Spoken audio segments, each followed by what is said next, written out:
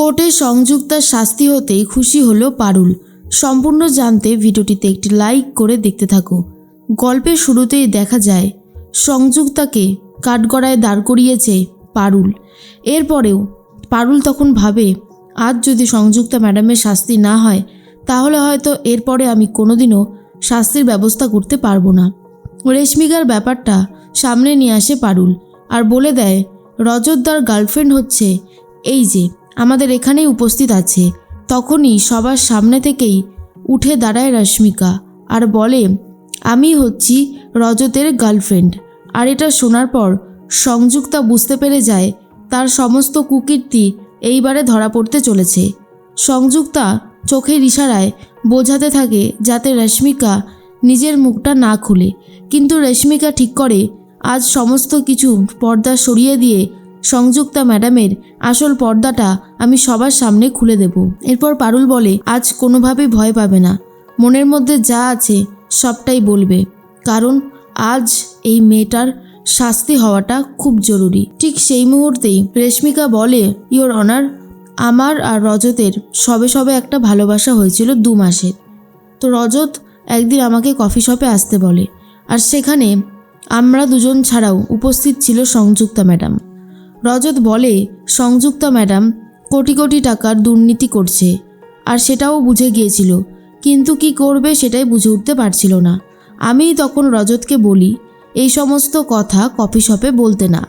তারপর রজত চলে যেতেই সংযুক্তা ম্যাডাম আমার কাছে আসে আর বলে, আমি তো চাই আমার এই 2 হাত তোমার মাথার উপরে যাতে থাকে। সংযুক্তা আরও অনেক কথাই বলেছিল রেশমিকাকে, বলেছিল যে রজতকে তো আমি চাকরি থেকে বার করে দেবই, কিন্তু তোমার যদি চাকরিটা বাঁচাতে হয় তাহলে তোমাকে একটা ছোট্ট কাজ করতে হবে, তোমাকে ওর বিরুদ্ধে শ্লীলতাহানির কেস আনতে হবে, ব্যাস জাস্ট এটুকু।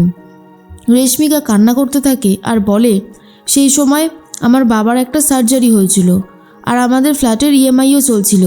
পিওর লাইফের জবটা আমার কাছে একটা ড্রিম জব ছিল, সেই জবটাও চলে যাক সেটা আমি চাইনি, আর এত টাকা আমি কি করেই বা দিতাম, সেই জন্য ভেবেছিলাম জবটা অন্তত বেঁচে থাকুক। সংযুক্তা ম্যাডাম সবার ওপরেই এরকম ছড়ি ঘোরাতো। আমাদের অফিসে ওনার যদি কাউকে পছন্দ না হতো, এই যেমন পারুলকে ওনার পছন্দ ছিল না, পারুলকে যা তা ভাবে সব সময় অপমান করত।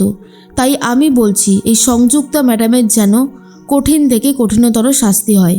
ঠিক সেই মুহূর্তেই রজতের মা বলে, তুমি তো রজতকে ভালোবাসতে, রজতকে এত বড় বিপদের মুখে যেতে দিতে পারলে? কি করে পারলে তুমি এমনটা করতে? রেশমিকা তখন ক্ষমা চায় আর বলে, আমার ভুল হয়ে গেছে, আমি বুঝতে পেরেছি নিজের ভুলটা। পারুল তখন বলে, ইওর অনার, আপনি বুঝতে পারছেন তো যে কত বড় অন্যায় করেছে এই সংযুক্তা ম্যাডাম? সংযুক্তার উকিল তখন বলে, ইওর অনার, পারুল যে এই মেয়েটাকে এই সমস্ত কথা শিখিয়ে নিয়ে আসেনি তার কি প্রমাণ আছে? তখন রেশমিকা বলে, প্রমাণ আছে, কারণ সেদিনকার সেই সব কিছুর ফুটেজ সেই সিসিটিভিতে গেলে হয়তো পাওয়া যেত। সেই কফি শপে গিয়ে সিসিটিভি ফুটেজটা যদি নেওয়া যায় হয়তো ম্যাডামের কুকীর্তি ওখানে ধরা পড়ে যাবে। তাই বলছি, ম্যাডাম যেই কুকীর্তিগুলো করেছে সেগুলোর এবারে শাস্তি হওয়াটা দরকার। তারপরেই জজ সাহেব বলে, সমস্ত সাক্ষ্য আর প্রমাণ শোনার পরে দেখার পরে এই সিদ্ধান্তেই উপনীত হয়েছি, সংযুক্তা সেন পিওর লাইফের সিইও আর থাকবে না। পিওর লাইফের সিইও পদ থেকে সংযুক্তা সেনকে সরিয়ে দেওয়ার নির্দেশ দেওয়া হলো। আর সুবিনয়কে হত্যা করার পিছনে যে সংযুক্তা সেনেরই হাত আছে সেটা স্পষ্ট হয়ে গেছে অনেকটাই। ওনার পরিবারকে 20 লাখ টাকা দেওয়ার জরিমানা করা হলো সংযুক্তা সেনকে। আর দেখা যায় যে শালিনী ম্যাডামের যে হাজব্যান্ড ছিল সায়নের নার্সিংহোমকে সিজ করে দেয় আর লাইসেন্স ক্যান্সেল করে দেয়। আর এরপরেই সংযুক্তার বিরুদ্ধে পুলিশকে বলে চার্জশিট গঠন করতে। ঠিক সেই মুহূর্তে সংযুক্তা বুঝে যায় তার জীবনের অর্ধেকটা প্রায় শেষ হয়ে গেছে, এখন বাকি অর্ধেকটাও শেষ হয়ে যাবে। এর মধ্যেই সংযুক্তা যখন কাঠগড়া থেকে নেমে আসে তখনই পারুল বলে, কি সিইও ম্যাডাম, খুব তো অহংকারে মাটিতে পা পড়তো না, কি হবে এবার আপনার? 2 নিষ্পাপ ছেলেকে আপনি হত্যা করেছেন, তাই আপনার শাস্তি যেটা হতে চলেছে সেটা আপনার ভাবনা চিন্তার বাইরে। এরপরে আপনি আর শহরে মুখ দেখাতে পারবেন বলে তো আমার মনে হয় না। সংযুক্তাকে পুলিশ নিয়ে চলে যায়। এরপরে অপরাধীর শাস্তি হচ্ছে এটা ভেবে সবাই খুব খুশি হয়। তার মাঝখানেই বোর্ড অফ ডিরেক্টরসের সদস্যরা চেয়ারম্যান স্যারকে আবারও ফিরিয়ে আনে পিওর লাইফে। আর তারা বলে যে আমরা আপনাকে অনেক অপমান করেছি স্যার, প্লিজ আমাদের ক্ষমা করে দেবেন। আমরা চাই আপনি আবারও আমাদের পিওর লাইফের চেয়ারম্যান স্যারই হয়ে থাকুন।